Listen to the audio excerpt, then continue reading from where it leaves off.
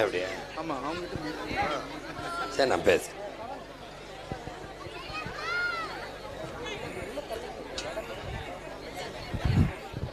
என்னுடைய உயிரோடும் உணர்வோடும் கலந்து வாழுகின்ற என் அன்பு சொந்தங்கள் அனைவருக்கும் வணக்கம்.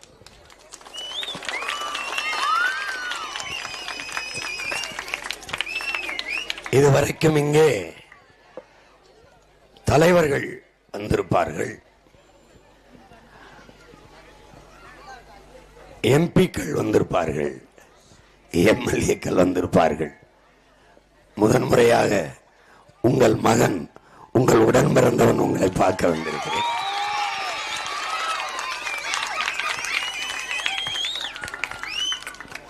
நான் தலைவன் இல்லை, தமிழ் பேரினத்தின் செல்ல பிள்ளை. நான் இந்த மண்ணிலே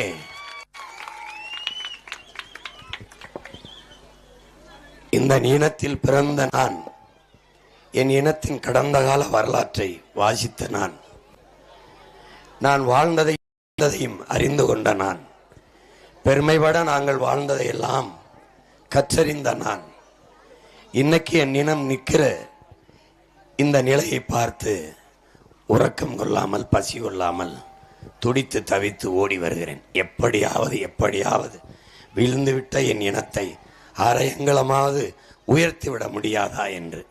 எனக்கு முன்னே ஒருவன் ஓடினான். அவன் நீண்ட காலமாக ஓடினான், 35 ஆண்டுகளுக்கு மேலாக ஓடினான். அவன் 14 வயதில் தன் வீட்டை விட்டு ஓடினான். அதன் பிறகு அவன் இந்த இனத்தின் விடுதலைக்காகவே ஓடினான். காடெங்கும் ஓடினான், நாடெங்கும் ஓடினான். கைகளிலே துவக்கை தூக்கி கொண்டு, கழுத்திலே உயிரை உருக்கி விஷக்குப்பியாக கட்டி கொண்டு ஓடினான். உலக நாட்டு இராணுவங்களை எல்லாம் எதிர்த்து சண்டை போட்டு போராடினான். அவன்தான் என் உயிர் தலைவன், மேதகுவே பிரபாகரன் அவர்கள். நான் சொல்வேன் எப்போதும் இப்போதும் இனி எப்போதும் என் இனத்தில் அவனைப் போல ஒரு மகன், அவனைப் போல ஒரு தலைவன் பிறப்பதறிது. இதுவரை பிறந்ததும் இல்லை, இனி பிறக்கப் போவதும் இல்லை. 2000 ஆண்டுகளில் எவரும் கண்டிராத போராயிரம் கண்ட பேரின பெருமகன். அப்படி ஒரு தலைவன் அவன். அந்த தலைவனின் பிள்ளைகள் நாங்கள். உங்களுக்காகவே உங்களிடம் வந்தவர்கள். என் அன்பு சொந்தங்களுக்கு அன்போடு ஒன்றை நான் சொல்லுவேன். உங்கள் பிள்ளைகள் குறை கேட்க வந்தவர்கள் அல்ல, குறைகளை தீர்க்க வந்தவர்கள் என்பதை நீங்கள் புரிந்து கொள்ள வேண்டும். 15-20 ஆண்டுகளுக்கு முன்னாடி இந்த கூட்டத்திலிருந்து என் ஆத்தாளப்பனும் அண்ணனும் தம்பியும் குறை சொன்னதை கேட்டேன். இன்னும் அந்த குறை அப்படியே இருக்கிறது. உங்களுக்கு ஒரு சான்று. அடிமை இந்தியாவில் அடிமைப்பட்டு இந்தியா கிடக்கிற போது அன்றைய நாட்டின் விட அந்த நாட்டின் அன்றைக்கு நம் நாட்டின் இந்த இந்திய நிலப்பரப்பின் விடுதலைக்காக போராடி 22 வயதிலே தூக்கிலே தொங்கிய மாவீரன் பகத்சிங் சொன்னான், ஒரு முழக்கத்தை முன்வைத்தான். பாலுக்கு அழாத குழந்தை, கல்விக்கு ஏங்காத மாணவன், வேலைக்கு அலையாத இளைஞன், இதுதான் என் கனவு இந்தியா என்றான். விடுதலை பெற்று 80 ஆண்டுகளாகியும் இன்னும் அந்த பிரச்சனை தீர்ந்தவாடில்லை, ஒளிந்தவாடில்லை. இன்னும் பல கோடிக்கணக்கான பச்சிலங்குழந்தைகள் பசியோடு படுக்க செல்கிறார்கள். கொடுமைதான். இந்த இத்தனை 60 ஆண்டுகளாக திமுக அதிமுக ஆண்டு இங்கேயே சட்டமன்ற நீங்கள் ஓட்டு போட்டு தேர்வு செய்த தலைவர்கள் பதவிக்கு சென்று இன்னும் என் மக்கள் அடிப்படை வசதி இல்லாது பரிதவித்து நிற்கிற நிலையை பார்க்கும்போது அழுவதா, வேதனைப்படுவதா, ஆத்திரம் கொள்வதா, கோபப்படுவதா, என்ன செய்வதென்று தெரியவில்லை. நீங்கள் அடிப்படை வசதியற்ற நிலையில் நிற்கிறீர்கள். நம் கிராமம் மட்டுமல்ல, சங்கத்திடல் தானே இது மட்டுமல்ல. நீங்கள் இந்த ஊரில் வாழ்கிறீர்கள், உங்கள் மகன் இந்த நாட்டில் ஒவ்வொரு ஊரிலும் வாழ்கிறேன். எல்லா ஊருக்கும் சென்று வந்திருக்கிறேன். 15 ஆண்டுகளாக கவலை, கண்ணீர், மனுக்கள், குறைகள், இதை தவிர உங்கள் மகன் எதையுமே பார்க்கல. இந்த நாட்டில் நடந்த எல்லா போராட்டத்திலையும் முன்னாடி நின்றுருக்கேன். எல்லாரும் இந்த தோல்ல விழுந்து அழுதுருக்காங்க. இந்த தோல்ல கண்ணீரை தொடச்சிருக்கேன். கட்டி பிடிச்ச அழுத தாய்மார்கள், என் தாயை ஒற்ற உங்களை போன்ற தாய்மார்கள் கவலையோடும் கண்ணீரோடும் என் அப்பா வயதை ஒத்தவர்கள் அழுதது. ஆவேசமாக கோபமாக சீமான் கத்துகிறான், கோபப்படுகிறான் என்று நான் கேட்டேன். என்னைக்காவது உன் தாயின் வயதை நிறைந்த தாய் உன் கண் முன்னாடி அழுது பார்த்திருக்கிறாயா? உன் அப்பா வயதுக்கு நிகரான ஒரு பெரியவர் கையை பிடித்து ஐயா என்று அழுது கலங்கி நின்றதை பார்த்திருக்கிறாயா? அந்த கண்ணீரை ஒரு தடவை பார். எனக்கு வந்த கோபம் வந்தால் நீ மனிதன், இல்லை என்றால் நீ இறந்த பிணம், இறந்த பிணம். எத்தனை துயரங்களை இந்த சின்ன இதயம் தாங்கி இருக்குது என்று உங்களுக்கு தெரியாது. கவலை, வலி, வேதனை, அதுதான் கோபமாக கோபமாக வெடிக்கிறது. எதற்காக இந்த மகன் வந்தேன்? 4 முறை நின்று தோற்றிருக்கிறோம் உங்கள் பிள்ளைகள். 5வது முறையும் தோல்வி கஞ்சி யாரோடும் கூட்டணிக்கும் நோட்டணிக்கும் போகவில்லை. பேரம் பேசி 1000 கோடி 2000 கோடி, அந்த பதவி இந்த பதவி, தெருக்கோடியில் கூட நிப்பனே ஒழிய என் இனத்தை விட்டு என் இன மக்களுக்காக நிப்பனே ஒழிய எங்கும் வரமாட்டேன். தோற்றாலும் உங்க மகனிடத்தில் தான் நீங்கள் முறையிடுகிறீர்கள் ஒழிய வென்ற அமைச்சரிடத்திலேயோ வென்ற அதிகாரத்திலிருந்திடத்திலேயோ முறைவிடவில்லை. ஏனால் என்னிடத்தில் சொன்னால் நடக்கும் என்ற நம்பிக்கை உங்களுக்கு இருக்கிறது. நாடு செய்யவில்லை என்றாலும் ஒற்றை மகனாக நான் உங்களுக்கு வேண்டியதை செய்ய முடியும். ஏனென்றால் உலகம் முழுமைக்கும் இருக்கிற தமிழ் சொந்தங்கள் என் அன்பில் இணைந்து இருக்கிறார்கள். அவர்களால் நமக்கு வேண்டியதை செய்ய முடியும். அரசாங்கம் செய்ய முடியாதை அன்னை தமிழினம் இணைந்தால் செய்ய முடியும். இது மாதிரி பல 100 கிராமங்கள் இருக்கிறது. ஒவ்வொன்றையும் சரி செய்ய முடியுமானால் உங்களால் முடியும். உங்களுடைய மதிப்புமிக்க ஓட்டால் இந்த நாட்டையே மாற்ற முடியும். அண்ணல் அம்பேத்கர் நமக்கு என்ன சொல்லுகிறார்? மதிப்புமிக்க உரிமைகளை சில ரொட்டி துண்டுகளுக்கு விற்பது அவமானகரமானது என்கிறார். மிகப்பெரிய தவறை நாம் செய்கிறோம். ஜனநாயகத்தில் மக்களாட்சியை ஏற்றுக்கொண்ட நாட்டில் மக்களுக்கு இருக்கிற கடைசி கருவி, ஆயுதம், உரிமை ஓட்டுதான், வாக்குதான். அந்த வாக்கு நம்மிடத்தில் உறுதியாக இருக்கிறவரை அவன் அஞ்சுவான். காசு கொடுத்து வாங்கிவிடலாம் என்ற எண்ணம் அவனுக்கு வந்தால் நம்மை கெஞ்ச வைப்பான். அதெல்லாம் போட முடியாதுங்க. இங்கே சில கிராமங்கள் தேர்தலை புறக்கணிக்கிறோம் என்று முடிவெடுத்து விடுகிறார்கள். அது மாதிரி ஒரு தவறு எதுவும் இல்லை. என்ன உங்களுக்கு உங்க மகன் சொல்றேன் பாருங்க, பூக்காத காய்க்காத மரத்துக்கு யாரும் தண்ணி ஊற்ற மாட்டான், உரம் போட மாட்டான். இந்த வாக்கு நமக்கு வராது என்று நினைத்தால்தான் இந்த வாக்கை வாங்க என்ன செய்யலாம் என்று யோசிப்பான். இப்ப நீங்க எல்லாரும் சீமானுக்கு போட்டுருவீங்கன்னு தெரிஞ்சதுன்னா நாளைக்கு உங்க ஊருக்கு என்ன வேணும் நாங்க செய்யறோம்னு வருவான். காலையில் கூட வர வாய்ப்பு இருக்கு. ஏன்னா இப்ப நான் வந்து பேசிட்டு போனேன்னு தெரிஞ்சா காலையில் கூட வருவான். இந்த நாட்டில் நிறைய பிரச்சனைகள் அப்படித்தான் நான் தீர்த்து வச்சிருக்கேன். என்னால் அப்படித்தான் தீர்ந்திருக்கு. டங்ஷன் தொழிற்சாலை, டங்ஷன் சுரங்கம் நாங்கள் எடுப்போம் கட்டுவோம்னா போனேன். என்னை மீறி ஒரு கல்லை கூட அவன் பேக்க முடியாதுன்னு போயிட்டான். 8 வழி சாலை போடுறோம்னா கல்லா நட்டுக்கிட்டு வந்தான். நீ கல்லை தான் நடணும், ரோடு போட முடியாதுன்னு ஜெயிலெல்லாம் போட்டு பார்த்தாங்க. ஒன்றும் இல்லை, இதுவரை போட முடியல. 5000 ஏக்கர்ல ஏர்போர்ட் கட்டுறோம்னா இருக்கிற ஏர்போர்ட்ல பறக்க ஃப்ளைட் இல்லை. அங்கே என்னத்துக்குடா 5000 ஏக்கர்ல ஏர்போர்ட்டுன்னு.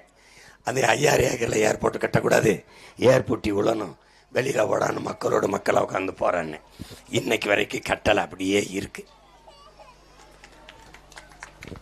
காட்டுப்பள்ளின்னு ஒரு இடம் இருக்கு, 6117 ஏக்கர்ல போர்ட் துறைமுகம் கட்ட போறோம்னா இதுவரை கட்டலை. ஏன்? ஒருத்தன் இருக்கிறேன், குறுக்க போய் நிக்கிறேன். கருப்பநாய சாமி மாதிரி பெரிய அருவாளோட குறுக்க போய் நின்னோம்னா இவனை எப்படி சமாளிக்கிறதுன்னு தெரியல. வேற ஆளா இருந்தா காசை கொடுத்து எதையாவது சரி பண்ணலாம். என்னை சரி பண்ண முடியாது. ஏன்னா நான் பணத்துக்கு வந்தவன் இல்லை, என் இனத்துக்கு வந்தவன், பதவிக்கு வந்தவன் இல்லை, என் மக்களின் உதவிக்காக வந்தவன். இதை எனக்கு கற்றுத்தந்தவை என் தலைவன். அவன் எனக்கு சொல்லித்தந்தான். நாம செத்தாலும் சரி நம் இனம் வாழ்ந்துடணும்னு சொல்லித்தந்தான். உங்களுக்கு புரியுதுன்னு அதை படித்த பிள்ளைகள் இந்த களத்தில் நிற்கிறோம். உங்கள் குறைகள் எதுவானாலும் தீர்க்கத்தான் உங்கள் மகன் வந்திருக்கிறேன்னு நீங்கள் நம்பணும். ஏன்னா இதுக்கு முன்னாடி வந்தவங்க கேட்டுக்கிட்டே போயிருப்பாங்க, பிரச்சனை இருக்கும். நான் கேட்க வரல, தீர்க்க வந்திருக்கேன். ஏன்னா இங்கே நிற்கிறேனே ஒழிய நான் உங்களில் ஒருவன் அங்கே நிற்கிறவன் தான். எனக்கு பின்னாடி பாருங்க, எனக்கு பின்னாடி எங்கள் அப்பா, எங்கள் தாத்தா முதலமைச்சர், எங்கள் அப்பா முதலமைச்சர், எங்கள் அப்பா அமைச்சர், எங்கள் அப்பா எம்பி, மாமா எம்பி, மச்சான் எம்எல்ஏ, அப்பா எம்எல்ஏ, ஒன்றும் கிடையாது. எங்கள் ஆத்தா அரணியூரில் 100 நாள் வேலைக்கு போயிட்டுருக்கான். புரியுதா? ஏமான்னு கேட்டேன். சனம் எல்லாம் போயிடுது. ஒரு ஆளாக வீட்டில் உட்காந்துருக்கு, போர் அடிக்குது. ஆத்தா நீ தனியாக உட்காந்து என்ன பண்ணுவேன்? வான்னு கூப்பிட்டு போய் சனத்தோட சனமாக பேசிகிட்டு இருந்துட்டு வரேன். எங்கள் அம்மா பேசிக்கிட்டு இருந்து வர்றதுக்கு சம்பளம். இது ஒரு நாடு, இது ஒரு கேவலம்.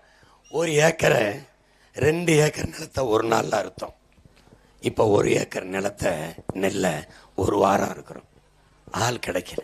விவசாயத்தை விட்டு மக்கள் வெளியேறிட்டான். விவசாயம் அழியுது. உங்களுக்கு தெரியும், உலகத்தில் உயிர் தேவை, உணவு தேவை தான்.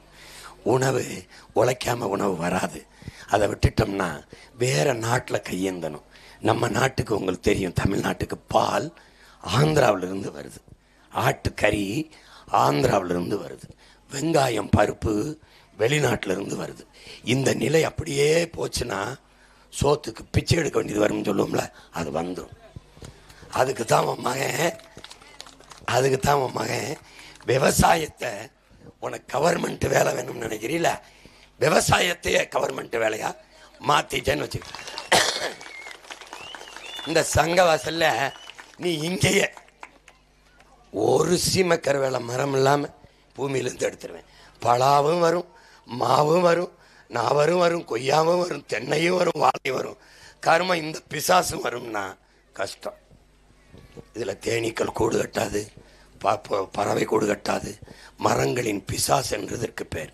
இந்த மரத்துக்கு கீழே ஒரு பசுமாடை கட்டியே வச்சுருந்தீங்கன்னா கடைசி வரை கருத்தரிக்காது. கருத்தரிச்சாலும் களைச்சி விட்டுரும். கொடுமையான செடி, விஷச்செடி. இதை ஒழிக்கணும். மாற்று மரங்களை நடணும். இந்த தான் பலா வருதே, வைக்க வேண்டியதானே. பலாவிலிருந்து எவ்வளவு பொருளாதாரம் இருக்குது, எவ்வளவு நம்ம வறுமையை எவ்வளவு சம்பாதிக்கலாம். இதுதானே உங்களுக்கு எரிக்க விறகு தானே. மயந்தாரன் சிலிண்டரு தாரன் வீடுக்கு எப்படி தயாரிப்பேன்னு கேளு. எப்படி தயாரிப்பேன்? வெளிநாட்டிலேருந்து இல்லை, நானே என் மாட்டுச்சாணிலேருந்து தயாரித்து தருவேன். இங்கேயே தயாரிப்பேன். நாங்கள் பக்கத்தில் வச்சு தயாரித்து ஊருக்கு வேண்டிய சிலிண்டரை அடைச்சி தருவேன். ஏன் இவ்வளவு பேசுகிறேன்? உன் மேலே அக்கறை இருக்கு, அன்பு இருக்கு, பாசம் இருக்கு. உன் கூட பிறந்திருக்கேன், உன் வயிற்றில் பிறந்திருக்கேன். அவன் உன்னை ஏமாத்தணும்னு வந்திருக்கான், நான் உன்னை மாற்றணும்னு வந்திருக்கேன். இந்த பிரச்சனையெல்லாம் தீர்த்து இந்த நிலையை மாற்றணும்னு வந்திருக்கேன். அதனால் ஒரு தலைவன் ஒரு சட்டமன்ற வேட்பாளர் பார்க்கக்கூடாது. நான் வேட்பாளர் இல்லை, அடிமைப்பட்டு கிடக்கிற அன்னை தமிழ் சமூகத்தின் உரிமை மீட்சிக்கு, பெருமை வாழ்வுக்கு, விடுதலைக்கு புரட்சிகர அரசியலை நடத்தி வந்த ஒரு புரட்சிக்காரன், ஒரு லட்சியவாதி என்று பார்க்கணும். இவங்களை பல வேட்பாளர், வாக்காள பெருங்குடி மக்களே, ஏழை விவசாய எளிய மக்களே, இவனாவது பேசுறான பத்தியெல்லாம் எங்காளுங்க. ஓட்டுக்காக வந்தவன் என்பதை மறந்துடணும். நான் பிறந்த இந்த நாட்டுக்காக நான் வந்திருக்கிறேன் என்பதை நீங்கள் புரிஞ்சுக்கணும். உங்கள் வாக்குக்காக நான் வந்தேங்கிறத மறந்துடணும். உங்கள் வாழ்க்கைக்காக இந்த மகன் உங்களிடமிருந்தே உங்களுக்காக வந்திருக்கேன். உங்களுக்கு ஒரு பிரச்சனை, வாத்தியாருக்கு பிரச்சனை நான் தான், டாக்டருக்கு பிரச்சனை நான் தான் போய் நிற்பேன், நர்ஸுக்கு பிரச்சனை நான் தான் நிற்பேன், கூட்ட தூய்மை பண்ணி நான் தான் நிற்பேன், மகளிர் சுயதொழிலுக்கு நான் தான், விவசாயிக்கு பிரச்சனை நான் தான், மீனவருக்கு பிரச்சனை நான் தான். இந்த நாட்டில் எல்லா பிரச்சனைக்கும் நான் தான். ஆனால் பிரச்சனையை தந்தவனுக்கு ஓட்டை போட்டு மறுபடியும் என் மக்கள் என்னை ரோட்டில் போட்டுருவாங்க. அப்புறம் பிரச்சனை என்ன? வீடை இடிக்கிறான், சீமானம் கூப்பிடு, காரை எடுத்து போய் காப்பாற்றி விட்டு வருவேன். மறுபடியும் ஐயா என் நிலத்தை பறிக்கிறான், ஐயா தொழிற்சாலை கட்ட போகிறான், ஐயா போய் சண்டை போட்டு தொடரா பார்ப்போம்னு சண்டை போட்டு வருவேன். இப்படி போராட மட்டும் இந்த மகன் ஓட்ட போட பிரச்சனை எவன் தந்தானோ அவன். இதில் தான் இந்த நாடு நாசமாகிட்டு இருக்கு. இப்போவும் அதான் நடக்க போகுது. ஓட்டுக்கு 8000 நல்ல ஆட்சி கொடுத்தா ஓட்டுக்கு எதுக்கு காசு? 8000 எதுக்கு டோக்கன் கொடுக்கணும்? 8000 டோக்கன் கொடுக்குற நிலைமையில ஏன் ஆத்தால பண்ண வைக்கணும்?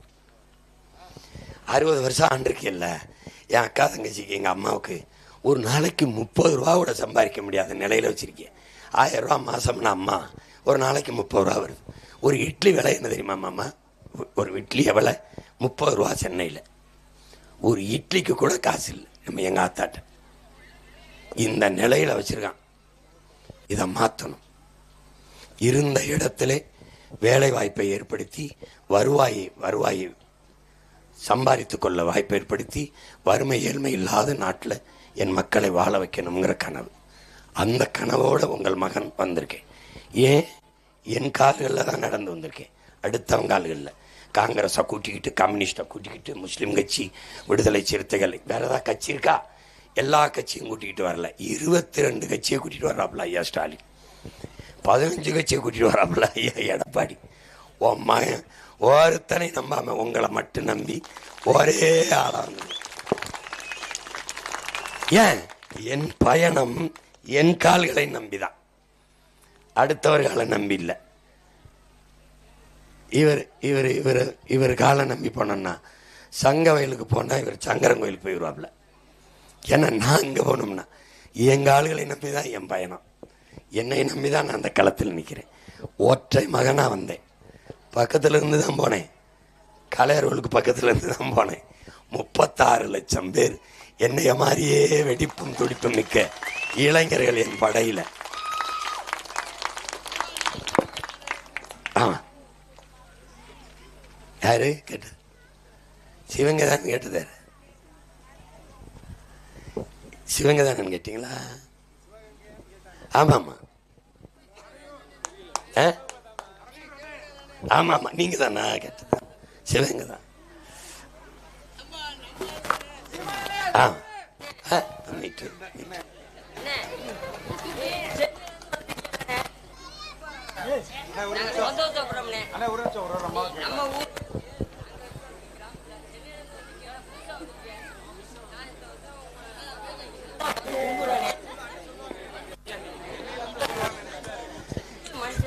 இதே மாதிரிதான்மா, இதே மாதிரிதான் என் ஊர் இருக்கு, இதே மாதிரிதான் நான் பிறந்த ஊர் இருக்கு.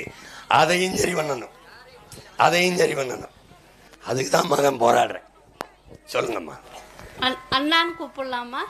அண்ணான்னு கூப்பிடலாம், கூப்பிடலாம். அண்ணா, என் பேர் செல்வி. நான் தங்கந்தடலாம் நாங்கள் இருக்கிறது எல்லாருமே. இந்த பக்கத்துலேருந்து கிட்டத்தட்ட ஒரு 500-600 ஓட்டு உள்ளே இருக்குண்ணா. அங்கிட்ட கொஞ்சம் திரும்பி பாருங்க எப்படி இருக்கு ரோடுன்னு. ஏதாவது தெரியுதாண்ணா? லைட் வசதி இப்போ இந்த லைட் எல்லாம் அமர்த்தினாக்கா இங்கே நம்ம யாருமே இருக்கதே தெரியாது, அந்த அளவுக்கு இருக்கு. அதே மாதிரி ரோடு வசதி இதுலேருந்து இது வரைக்கும் தான் இங்கிட்டு கொஞ்சம் நல்லா இருக்கு ரோடு. இங்கிட்டு ஃபுல்லாகவே எங்கேயுமே ரோடு நல்லா இல்லை, குண்டு முடியுமா இருக்கு. இதில் வந்து ஒரு வண்டி டெம்பா கூட இதில் வர முடியாது, அந்த அளவுக்கு இருக்குது. அதே மாதிரி எங்க கிராமத்தில் உள்ள பசங்க எல்லாமே கோயிலூர் போய் தான் படிக்க போகணும். எல்லாமே பொதி எப்படி இருக்கும்? இந்த மாதிரி பிள்ளைங்க எல்லாம் சுமந்துக்கிட்டு ஸ்கூலுக்கு நடந்தே சாயந்தரமும் வீட்டுக்கு வர்றாங்க. காலமா எல்லாத்துக்கிட்டுமே சொல்லிதான் பிள்ளைகளுக்கு மட்டும் விடுங்க, பிள்ளைகளுக்கு பஸ்ஸை மட்டும் விடுங்க அப்படின்னு சொல்லி ரொம்பலாம் கேட்கல. காலையில ஒரு பஸ், நைட்டு சாயந்தரமும் ஒரு பஸ், அதை மட்டும் விடுங்க. பசங்க ரொம்ப சிரமப்பட்டு ஸ்கூலுக்கு போற. ஆமா, அதுக்கு ஏதாவது ஒரு வழி பண்ணணும்னு சொல்லி நாங்களும் எல்லாருமே கோரிக்கை வச்சோம் தான். ஆனா இப்போ வரைக்கும் எதுவுமே நடக்கல. ஆமா, நீங்களாவது நாளைக்கு வெற்றி நீங்க நல்லபடியா வந்த பிற்பாடு நீங்க எல்லாரும் சேர்ந்து ஊருக்கு தேவையானது எல்லாமே அனைத்தையும் நீங்க செய்யுங்கன்னு நம்புறோம் சார். சரி பண்றேன் தங்கச்சி, நாம சரி பண்ணுவோம். நீங்க கவலைப்படாம நம்பிக்கையோட இருங்க. ரொம்ப வணக்கம். இந்த பிரச்சனைகள்ல தான் காயம்பட்டு நான் என்ன சொல்றேன், பிள்ளைகளுக்கு நல்ல கல்வியை காசு இல்லாமல் கட்டணம் இல்லாமல் கொடுக்குறேன்னு சொல்லி வரேன். நீங்கள் பேசுகிறீங்கன்னு நினைக்கிறேன், கவனிக்கிறீங்கன்னு நினைக்கிறேன். நான் கேட்குறது, நீங்கள் எல்லாம் என்னை பாருங்கள், எத்தனை ஆண்டுகளாக வென்று போயிருக்காங்க. நம்ம ஊரில் இருந்து தான் மத்திய அமைச்சராக பல முறை ஐயா சிதம்பரம் இருந்திருக்காங்க. அவர் ஊரில் எரி விளக்கில்ல, மின் விளக்கில்ல, பயணிக்க பாதை இல்லைங்கிறது எவ்வளோ கொடுமை பாருங்கள். அவர் நினச்சிருந்தா காரைக்குடியை நாட்டின் தலை சிறந்த ஒரு ஊராக, ஒரு தொகுதியாக மாற்றிருக்கலாம். அவர் செய்யலை. இதுக்கு முன்னாடி இருந்த சட்டமன்ற உறுப்பினர்கள் பல பேர் வந்திருக்காங்க, செய்யலை. ஆனால் உங்கள் மகன் உறுதியாக செய்வேன், மாற்றுவேன். நான் எப்படின்னா, உலகத்தின் தலை சிறந்த நாடா என் தமிழ்நாட்டை மாற்றணுங்கிற கனவுல நிற்கிறவன். அப்படி நிற்கிறவன் இந்த நாட்டில் தலை சிறந்த தொகுதி, தன்னிறைவு அடைந்த தொகுதி, எந்த குறையும் இல்லாத தொகுதியா காரைக்குடியை கொண்டு வரணும்னு நான் நினைப்பேன், செய்வேன், அது சாதிப்பேன். அதனால நீங்கள் கவலைப்படாமல் இருங்க. நீங்கள் கேட்குற அடிப்படை வசதியெல்லாம் நான் வென்றுவனா சட்டமன்ற உறுப்பினராக இல்லை, உங்கள் கூட பிறந்தவனா, உங்கள் உடன் பிறந்தவனா, உங்கள் மகனா நான் செய்வேன். அடிப்படை வசதியை செய்வேன், நம்பிக்கையோட இருங்க. தண்ணி தரலை, நீங்கள் தண்ணி தராதவங்களுக்கு தண்ணி தராதது நான் இல்லை, நீங்கள் ஓட்டு போட்டு தேர்வு செஞ்ச ஆளு தான்.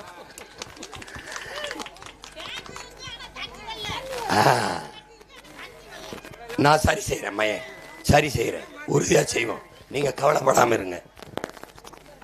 நான் தலைவன் இல்லை, உங்கள் பிள்ளை. என் தாய் தண்ணி இல்லாமல் கஷ்டப்படுறத நான் பார்க்கறதுக்கு இங்கே வரல, புரியுதா? சும்மா உட்காந்து.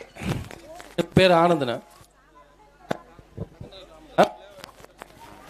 சங்கந்தல் கிராமம் தான். என்னோட பேர் ஆனந்த். இங்கே வந்துட்டு இப்போ ஆல்ரெடி ரோடு வசதி பற்றி பேசிட்டாங்க. நம்ம அது ரோடு வசதி ப்ளஸ் நம்ம பஸ் வசதி பேசியிருக்காங்க. இப்போ ரோடு வசதியை முக்கியமாக எடுக்கும்போது இந்த ரோடு பார்த்தீங்கன்னா எந்த கம்ப்ளீஷனும் இல்லாமல் இருக்குது. அதாவது ஒரு ரோடை போய் ஜாயின் பண்ணால் தான் நம்ம பஸ் வசதியை நமக்கு கோரிக்கை கொடுத்தா தான் அடுத்து நடக்கும். இந்த ரோடே பாதியில் நிற்கிது. அப்புறம் பைபாஸ் அந்த ரோடை போட விடாமல் பல வருஷமாக அது அப்படியே கிடக்கு. அது ரோடை நம்ம கம்ப்ளீஷன் பண்ணாலே அடுத்து நம்ம கோரிக்கை வச்சு நிறைவேற்றுறது கூட ஒரு வாய்ப்பாக கிடைக்கும். நீங்கள் இந்த பஸ் அந்த ரோடு வசதியும் கிடைக்குன்னு நம்புறேன். ரெண்டாவது ஒன்று பார்த்தீங்கன்னா, எங்களுக்கு இங்கே ரேஷன் கடை வாய்ப்பு கிடையாது. இங்கேருந்து கிட்டத்தட்ட 5 கிலோமீட்டர் தூரம் போய் ரேஷன் கடையில் பொருள் வாங்கிட்டு எங்கள் அம்மாவும் என் தங்கச்சியும் எங்கள் அக்காவும் வாங்கிட்டு ரேஷன் கடைக்கு கொண்டு வந்தா இன்னும் மைக்கு கொடுத்தாங்க. மைக் ஏற்பாடு என்ன ஒளிவை பேசு, சும்மா பேசு.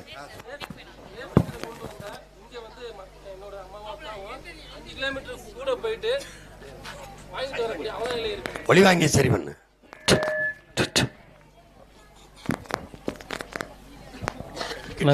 அப்படி வச்சு பேசு.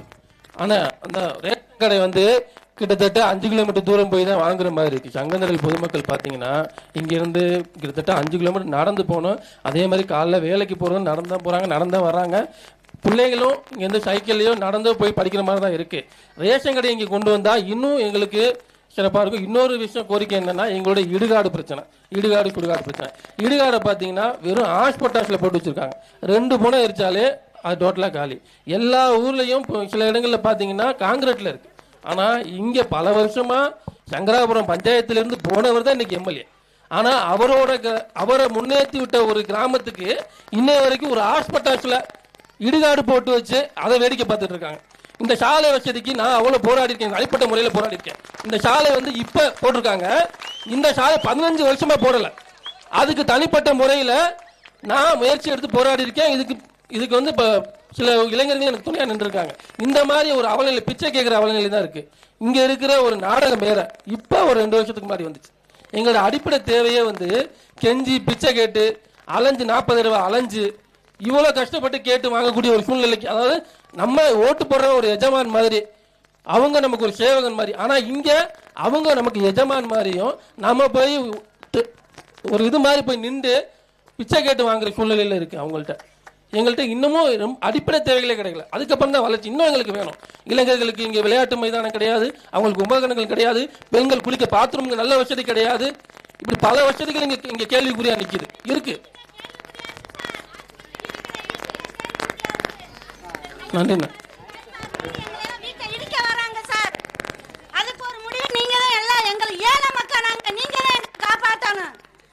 வீட்டை இடத்த 60 வருஷமா இருந்ததை மோசடி பண்றாங்க, அதை நீங்க ஒதுக்கி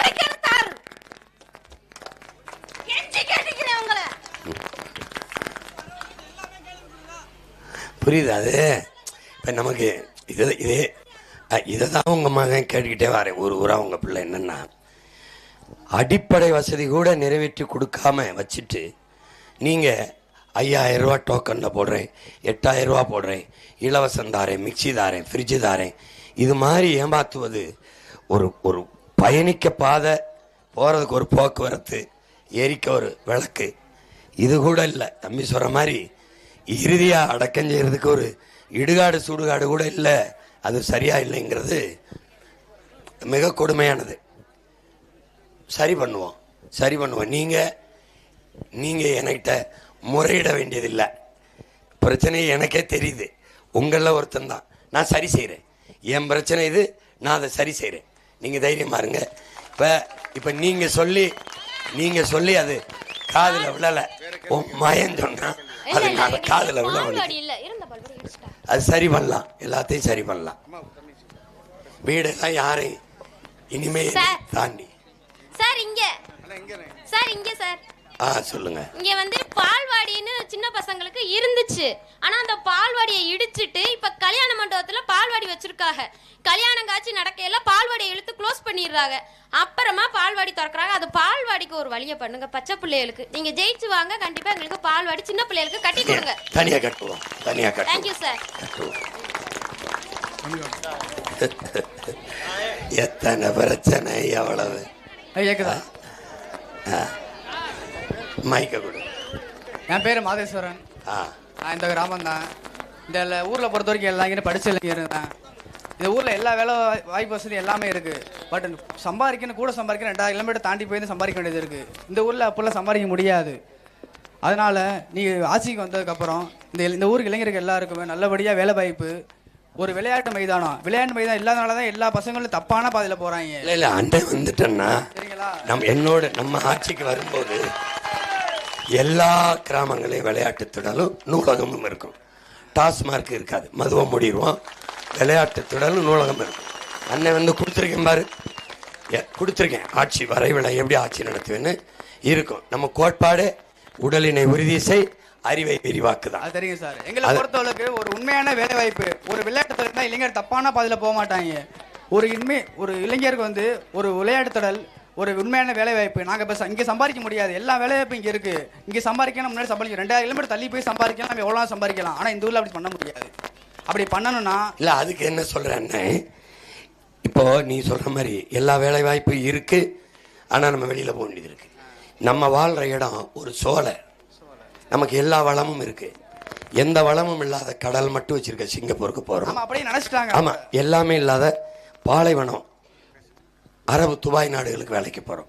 இப்போ அண்ணன் வந்தவனை என்ன செய்கிறேன் அப்படின்னா, இப்போ இந்த பலா வருதா, பலாவிலிருந்து தொழிற்சாலை போட்டு, கரும்பு வருதா, கரும்புலேருந்து தொழிற்சாலை போட்டு, வாழை வருதா, வாழையிலிருந்து, ஒன்றுமே இல்லைன்னா ஏற்கலஞ்செடி இருக்குல்ல, அதிலிருந்து தொழிற்சாலை போட்டு, ஆடு மாடு வளர்த்து அதிலிருந்து தொழிற்சாலை வச்சு, அப்போ என்ன பண்ணுவேன்னா உன் வாழ்விடத்திலேயே உனக்கு வேலையை தந்துடுவேன். இங்கேயே இப்போ மாடு வளர்க்குறேன், 200-300 நாடு மாடு வளர்க்குறேன்னா மாட்டிலிருந்து பால்லேருந்து நெய்யிலிருந்து தயிர்லேருந்து மோர், இது மாதிரி அது சார்ந்த தொழிற்சாலைகளை உருவாக்கி உனக்கு வாழ்விடத்திலே அண்ணன் அரசு வேலையை தந்துடுவேன். நீ இதை விட்டு வெளியில் போக வேண்டியதில்லை, இங்கேயே இருக்கலாம். உனக்கு புரியுதா? மாதிரியாக ஒவ்வொரு கிராமத்தையும் தலை சிறந்த கிராமமாக மாற்றி படைச்சு கொண்டு வந்துடுவேன். நீ கவலைப்படாத. அண்ணன் போட்டு காட்டியிருக்கேன் பாரு, அதை பாரு. இன்னைக்கு கூட இரவு போட்டு காட்டுவேன். ஏன் நான் வேளாண்மையை அரசு பணியாக மாற்றுறேன் அப்படின்னு. நீ சொல்கிற மாதிரி வாழ்விடத்தில் வேலை கொடுக்கத்தான்.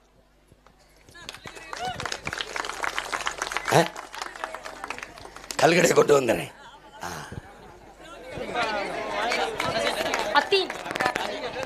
இல்லை, அவர் சரியாக தான் சொல்கிறார்.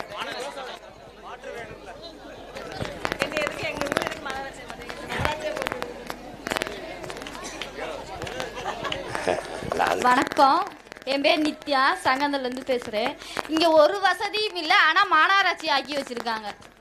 ஒரு பஸ் வசதி இல்லை, ஒரு ஸ்கூல் இல்லை, எதுவுமே இல்லை, ஆனால் ஒரு மாநகராட்சி.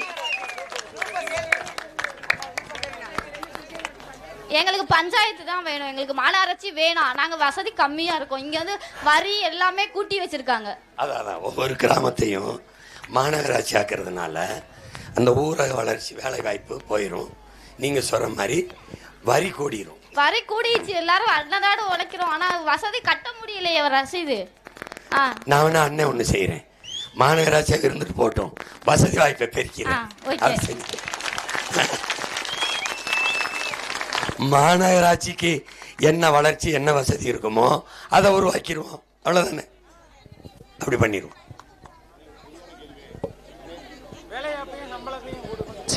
அது கொடுத்துருவோம்.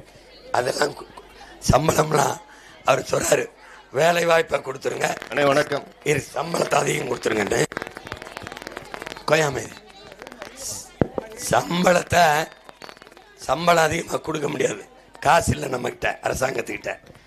வேலை தந்துடுறேன் மகன், உரிய சம்பளம் தாரேன், பிள்ளைகளை நானே படிக்க வச்சிடறேன், உடம்பு முடியல நல்லா வைத்தியம் பார்த்துறேன், குடிக்க தண்ணி தந்துடுறேன், காசு இல்லாமல். அப்போ செலவு மிச்சம். பிள்ளைகளை 3 வயசுல என்கிட்ட ஒப்படைச்சிடணும், அரசாங்கத்திட்ட ஒப்படைச்சிடணும்.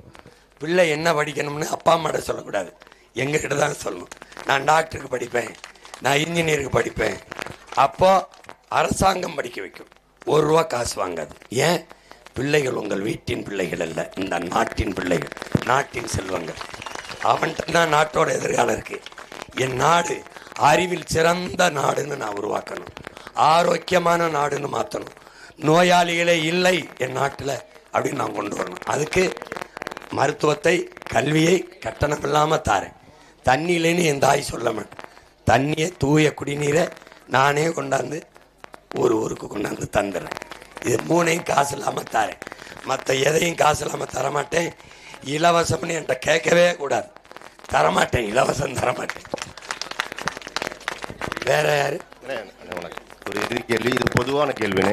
இந்த சங்கத்திரல் ஊருக்காரனா இல்லை, பொதுவாக காரைக்குடி தொகுதி சார்பான ஒரு கேள்வி, தனிப்பட்ட கேள்வியில். நம்ம வாதம் பண்ணும்போது நம்ம சொந்தக்காரங்க நண்பர்கள் வட்டாரத்தில் அண்ணன் ஜெயிச்சு வந்துடுறாரு. வந்ததுக்கு அப்புறமா அண்ணன் சென்னை அவங்க தலைமை பொறுப்பில் இருக்காங்க, அவங்களுக்கு அங்கே ஒரு சென்னை மாதிரி மாநகரத்தில் இருக்கிறது தான் அவங்களுக்கு ஒரு மீடியா சந்திப்பு எல்லாத்துலேயும் தான் இருக்கும். இந்த காரைக்குடி மக்களுக்கு வெற்றி பெற்று வந்ததுக்கு அப்புறமா அண்ணன் தொடர்ந்து இங்கே இருக்க வளர்ச்சி பணியாக இருக்கட்டும், இல்லை பிரச்சனைகளாக இருக்கட்டும், இங்கே எந்த அளவுக்கு அவரோட செயல்பாடுகள் இங்கே இருக்கும் வெற்றி பெற்றதுக்கு அப்புறமா அப்படின்ற பொதுவான கேள்வி.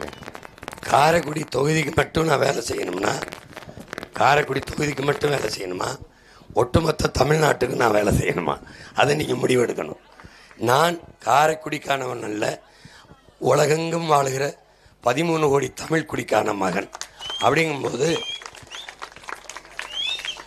நான் சிவகங்கையில் ஒரு சின்ன கிராமத்தில் பிறந்திருந்தாலும், தமிழ்நாட்டில் என் கால் பதியாத மண்ணோ, நான் எந்த நாகப்பட்டினம் பிரச்சனை நான் நிற்பேன், ராமேஸ்வரம் பிரச்சனை, கன்னியாகுமரி பிரச்சனை, அங்கே மலையை வெட்டுறான், அங்கே மீனவனை சுடுறான், அங்கே தருமபுரியில் பிரச்சனை, அங்கே எங்கே இருந்தாலும் நான் போய் நிற்பேன், என் மக்கள் கூப்பிடுவான். அப்படின்னா என்ன அர்த்தம்? நான் காரைக்குடிக்காரன், சிவகங்கைக்காரன் இல்லை, என் மகன், என் மண்ணுக்காரன், என் இனம் சார்ந்தவன், தமிழ்நாட்டுக்காரங்கிறதுனால தான் அவன் கூப்பிட்டு போகிறான். காரைக்குடிக்கு வேலை செய்கிறது இப்போ ஒவ்வொரு தலைவனும் அப்படி தான் வேலை செஞ்சுக்கிட்டு இருக்கானான்னு பாருங்க. அப்படி தான் வேலை செஞ்சுக்கிட்டு இருக்கானா. இப்போ ஸ்டாலின் குளத்தூரில் வீடு இருக்குது, குளத்தூரில் ஓட்டு இருந்தால் தான் நிற்கும். ராகுல் காந்தி கேரளாவில் நின்று ஜெயிச்சார், கேரளாவில் ஓட்டும் வீடு இருக்கா என்ன? அப்படி கிடையாது. எங்கே இருந்தாலும் காரைக்குடி நான் இது வேலை செய்வேன்.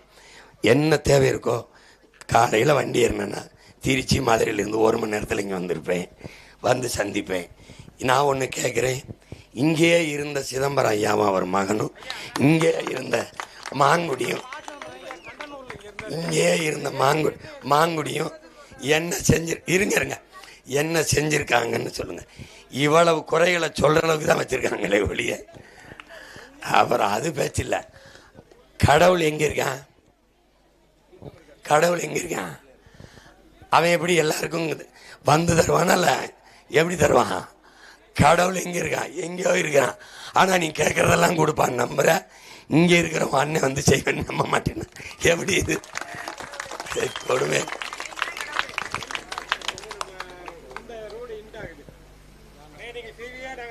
நம்ம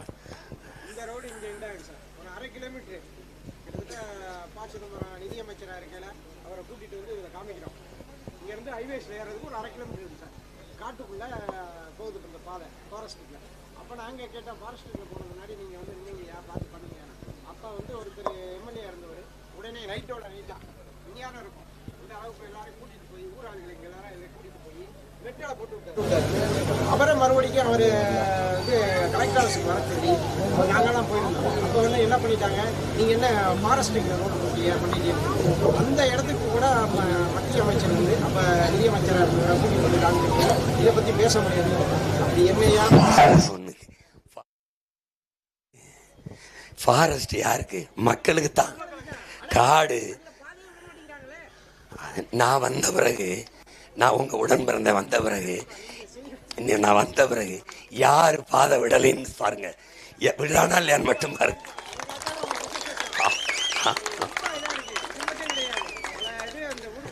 அது அது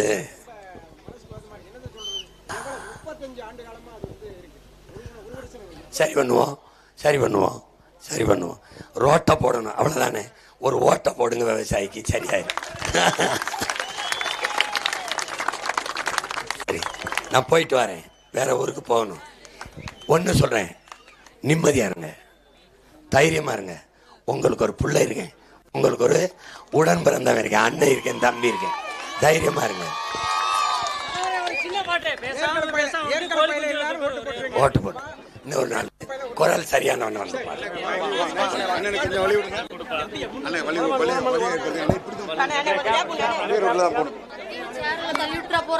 அக்கா கொஞ்சம் வழி விடுங்க. வாகனம் இந்த வழியா தான் போகணும், இந்த வழியா.